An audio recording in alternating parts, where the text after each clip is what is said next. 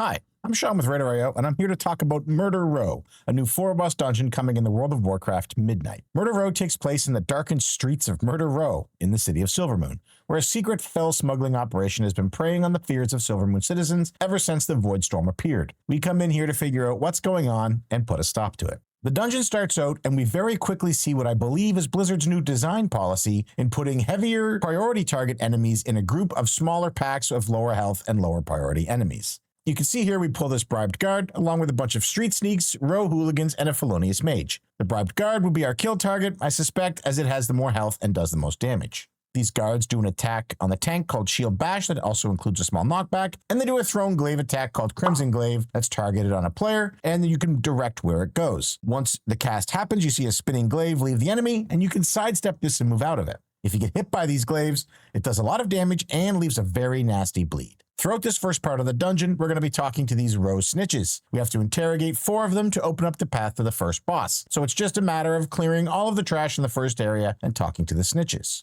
We have a small lieutenant fight here and a bribed captain who would be our priority target in this situation. Something I would like to point out with Blizzard's new nameplates is that I'm currently using the stacked method, which spreads them out so they're not all on top of each other. It does cause a little bit of confusion as the nameplates aren't right on top of the enemies themselves, so I sometimes am wondering if an enemy is slipping around behind me when it's in fact directly in front of me. Another thing to note is that with all of the nameplates being red and not changing color for threat, I do have a difficult time identifying when I lose aggro on a mob because currently the Blizzard nameplate's threat identifier is a single flash on the nameplate and then this small red fire at the top of the plate, which can be difficult to see when you're in the chaos of a fight. We make our way through here, clearing out all of the trash that we need to in order to talk to the 4 snitches, and once that 4th one is spoken to, it unlocks the row of guards blocking the path to the first boss. Our first boss is Kistia Manahart. She's devoted to fell magic and a magister that we take down along with her pet Nibbles. Kistia has a few different abilities, but before we get into those, I want to start by talking about her fell shield, which you can see has 4 stacks and is giving her an 80% damage reduction. She's also controlling Nibbles. The goal here is we DPS Nibbles down to 20% health,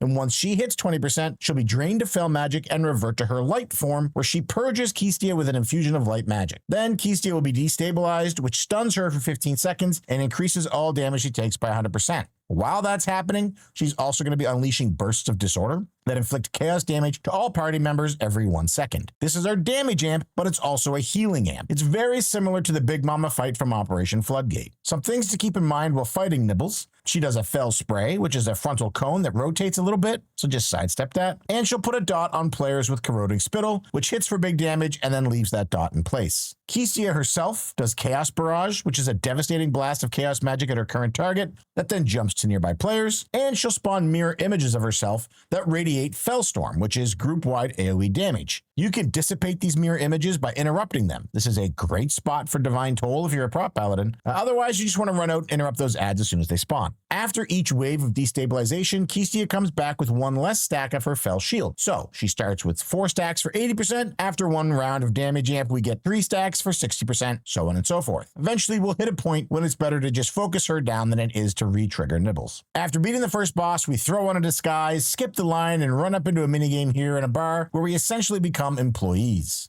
Each party member is given a different job as we fill up this vibe bar to 5 stars. It's going to be something that is fine in normal and heroic and maybe even Mythic 0, but I desperately hope this is removed in Mythic Plus. Of note, this minigame did not exist in follower mode when I tried it earlier in the week, so hopefully Blizzard is setting it up for the fact that they'll be able to also remove it from Mythic Plus. However, you do this minigame and move on into 1 more small trash pull, and then we have the second boss. Our second boss is Zayn, a rogue that's in charge of overseeing all the shipments of illegal fell energies, and we're going to use those shipments in our fight against him. He runs through a couple of different mechanics, the first being Killing Spree, which is just an AoE to the group that he shoots in the middle of the room. Then he casts Same Day Delivery, which is targeted on players and will drop barrels of forbidden freight around the room that we'll use later to deal with murder in a row. In normal, these are just normal barrels that you use for that mechanic later on. But in Mythic, there will also be mixed in with them barrels of forbidden freight, which are fell-infused barrels. When those barrels drop in Mythic, you'll want to use Firebomb, which is a targeted dot on a player that includes a circle of explosion,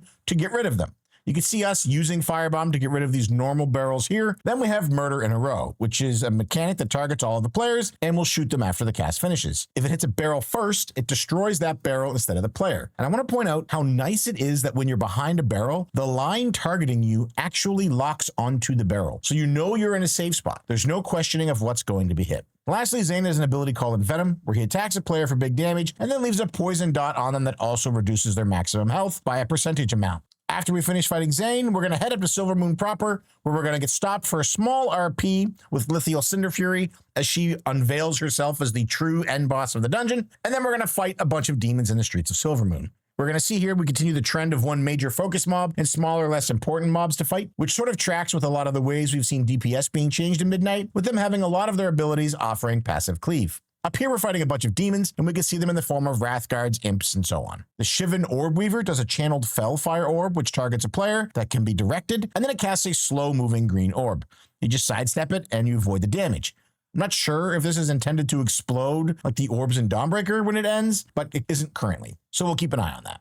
We come across a couple of lieutenant mobs and these defiled golems as well in the streets. They do an attack called Crush, which you just want to get out of, and then we'll see Fell Beam, where they target each player and it chases them down. You'll want to be constantly moving so you don't get hit by this. Then we have the third boss, Zathox the Annihilator. He's got a couple of mechanics we're going to watch for. First being Legion Strike, which is a powerful frontal swing on the tank. It also includes a frontal cone, so you'll want to have defensives up for this and make sure you're not pointing it at the party when it happens. Then he'll do an axe toss at one of the players in the group. When it lands, it does a bunch of chaos damage and interrupts anybody within 10 yards. But then the axe itself is radiating damage until it's destroyed, so DPS just swap to that to take it out. Then lastly, he casts Demonic Rage, which is a blast of chaos damage to the party. It increases his attack speed by 75%, but also increases the damage he takes by 30%. As well, in this rage, he gets Burning Steps, which leaves Fellfire puddles under the ground where you move him, so it becomes a race to the end in order to finish him before you lose space. I'm not entirely sure if this cast is at a specific percent, however, I do believe it is, because we don't see it show up on the combat warnings timeline, and it triggers somewhere around the 35 to 30% mark in this fight. Then we have some more trash as we clear our way up to the final boss through the streets of Silvermoon, and it's all just more of the same stuff that we've seen since heading to the upper levels. The last boss in Murder Row is Lithial Cinder Fury. She sees the Void Storm above Silvermoon as both a threat and an opportunity. Her people are afraid, but she has the perfect solution: the power of the Fell. She has a few mechanics that we'll want to watch for. First up, we have Chaos Bolt, which is just a regular cast that we're going to want to interrupt as often as we can. And this is followed by Summon Vile Fiend. This spawns an ad that the tank picks up so it doesn't hit anybody else.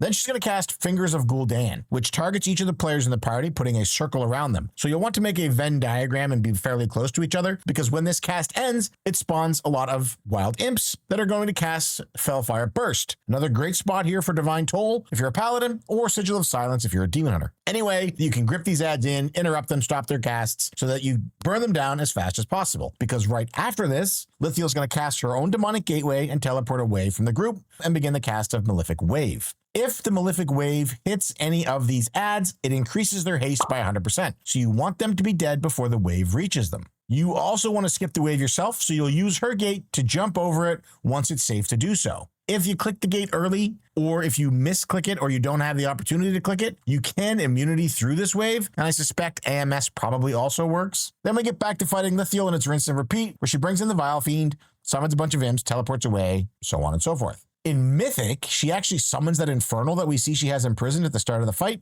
so it'll be really exciting to see how that plays out, but obviously we haven't had a chance to yet, as we're only clearing this on normal. Overall, Murder Row is a fun dungeon. I had a good time running it, and I found it to be visually stunning. I'm looking forward to seeing this at Midnight, but it is unfortunate that this dungeon won't actually be in the pool for Mythic Plus until Season 2, as it was not one of the first 4 selected from Midnight. So it may see some changes between now and then. I'm Sean from RaiderIO, and we'll see you next time with more information right from the Midnight Alpha.